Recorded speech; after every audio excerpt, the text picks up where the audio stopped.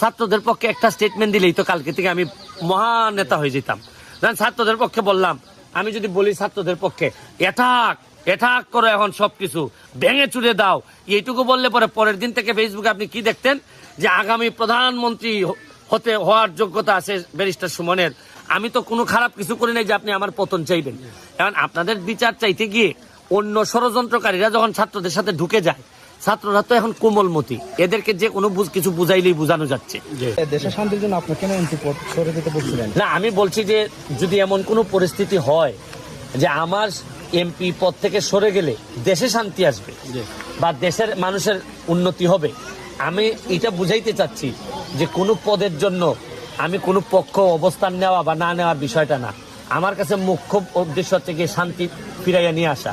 এটার জন্য আমি ব্যক্তিগতভাবে কতটা জলাঞ্জলি দিতে পারি, কতটা ছাড়তে পারি, এটার একটা উদাহরণ আপনাদের সামনে তুলে ধরতে চাই।